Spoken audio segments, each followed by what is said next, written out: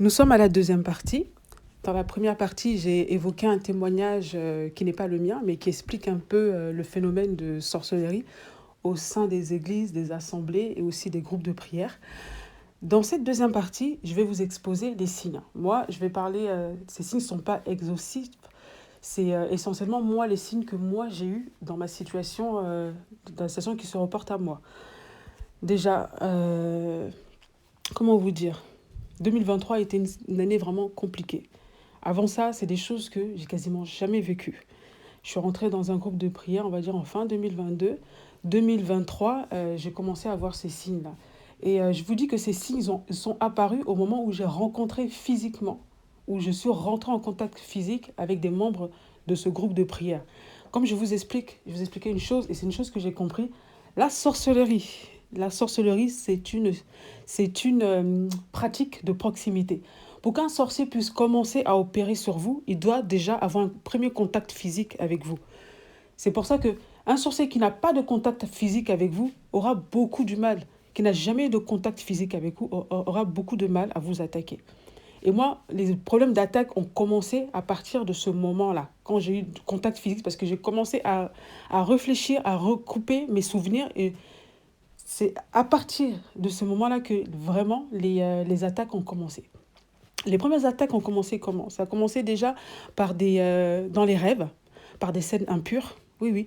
Quand on vous attaque dans les rêves par des scènes impures, où on essaie, par exemple, de vous montrer des scènes d'impureté, on essaie de coucher avec vous, ou tout ce qui est impureté sexuelle, sachez que vous êtes attaqué par la sorcellerie. Moi, au début, je ne le savais pas parce que je ne suis pas habituée à cela. Je vous parle beaucoup de sorcellerie ces derniers temps parce que c'est des choses que le Seigneur me parle, c'est des choses que j'ai vécues et je veux mettre les gens en garde. Quand vous commencez à faire ce genre de rêve où on essaie de coucher avec vous, on essaie de venir vers vous, c'est-à-dire d'avoir une intimité avec vous, c'est soit on veut vous initier, soit on veut vous voler, soit on veut vous détruire. C'est toujours pour vous faire du mal. Ne prenez pas ce genre de rêve à la légère. Moi, ça n'a pas marché parce qu'à chaque fois, ces scènes-là, bah non, j'étais tétanisée et je m'éloignais et je me rappelais qui j'étais. Parce que déjà, dans la vraie vie, je ne vis pas dans l'impureté sexuelle déjà.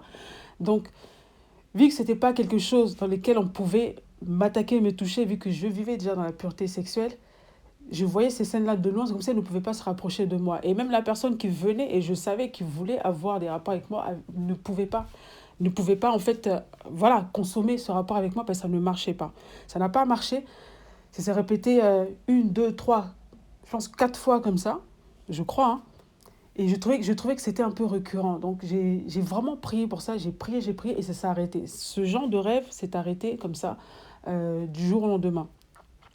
J'ai commencé à avoir d'autres rêves que je ne pourrais pas trop expliquer, mais c'est des rêves où... j'avais un rêve par exemple où je me trouvais dans un endroit où je tournais en rond.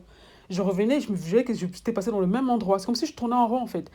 Et là, j'ai compris que, par la suite, hein, que c'est un rêve d'envoûtement. Où on essaie de vous envoûter, de vous bloquer. Vous voyez? De vous bloquer. Donc, quelqu'un essayait de me bloquer, en fait. Et j'ai eu d'autres rêves où, cette fois-ci, on essayait de me voler mon téléphone portable. Et dans ce rêve, une fois, la personne a réussi à me voler mon téléphone portable. C'était une femme, j'ai pas réussi à voir son visage. Elle a couru, elle est partie avec mon téléphone. Et moi, je me suis réveillée et tout ça. Et c'est très mauvais signe quand on essaie de vous voler. C'est pas parce que vous subissez de la sorcellerie que ça veut dire que vous avez laissé, si vous avez laissé des portes ouvertes, si vous êtes en contact avec ces gens-là.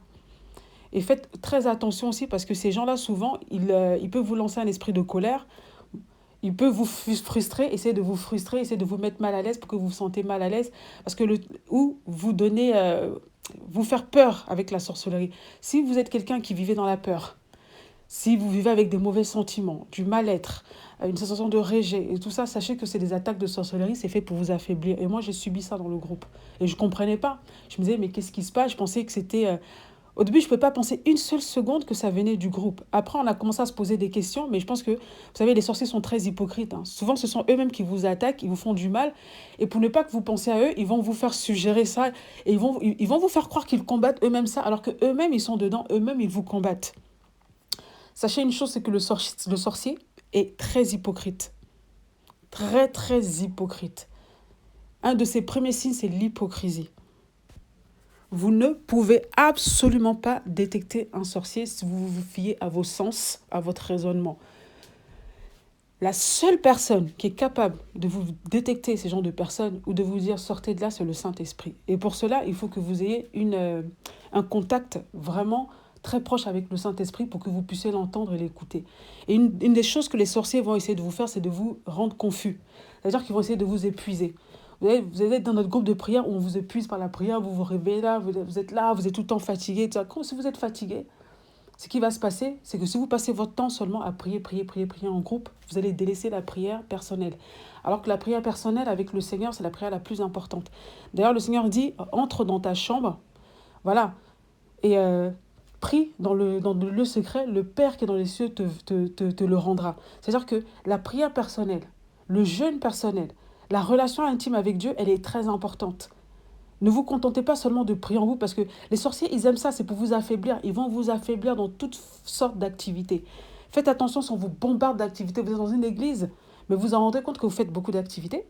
Vous êtes tout en activité, vous êtes dans des prières de groupe où les gens prient fort et tout ça. Mais niveau contact, vie spirituelle, intimité avec Dieu, ça baisse. C'est pas normal. C'est fait pour vous affaiblir. Réveillez-vous et vous devez rentrer dans le jeûne en profondeur et dans une intimité avec le Saint-Esprit.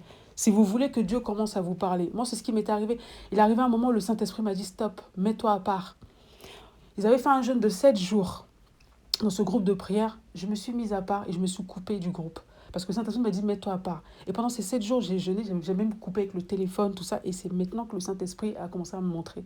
Un des premiers rêves que j'ai fait, c'est là que j'ai vu le visage de la personne qui me combattait. Et je ne vais pas dire qui elle est ici, mais je sais que Dieu va travailler sur elle.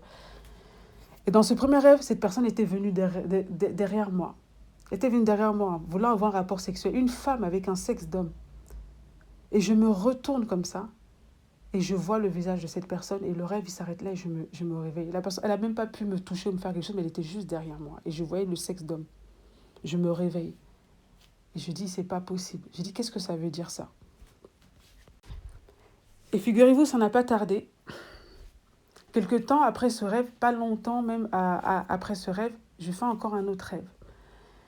Et dans ce rêve-là, il y a un homme qui vient avec des lentilles bleues. Vous savez, un bleu, tu vois, bleu des... Vous savez, le bleu clair, là, des yeux des aveugles, là. Qui vient avec des lentilles et qui voulait me les mettre de force.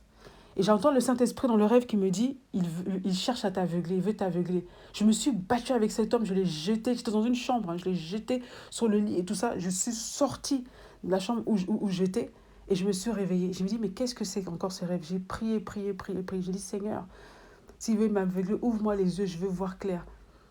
Et à partir de ce moment, j'ai commencé à recevoir des choses du Saint-Esprit. Et le Saint-Esprit m'a montré que le plus important, c'était d'avoir une communion avec lui. Et qu'il fallait absolument que j'ai une communion avec lui et que je m'éloigne de ce groupe parce qu'il y avait des éléments, pas qu'un seul, il y avait des éléments dangereux dedans. Vous voyez, souvent, il y a des groupes comme ça où les gens utilisent le nom de Jésus. Mais le but même des gens qui sont dans ce groupe, c'est de voler vos grâces. Tant que vous êtes loin d'eux, vous allez prier, hein, vous allez recevoir des bénédictions. Il n'y a pas de souci parce que Dieu, il exauce la foi. Selon votre cœur, vous allez recevoir des bénédictions, mais vous allez croire que ça vient du groupe. Alors que souvent, dans ces groupes-là, ils essaient de vous recruter. Quand vous allez rentrer à l'intérieur de ce groupe-là, si vous êtes un lambda, si vous n'êtes pas adonné à la sorcellerie, vous allez être sucé, épuisé par ces gens-là. Ils vont prendre votre énergie, ils vont voler vos grâces, ils vont vouloir voler quelque chose. Et moi, je ne me suis pas reconnue après ça. Hein. Je voyais que il y avait quelque chose qui avait baissé en moi.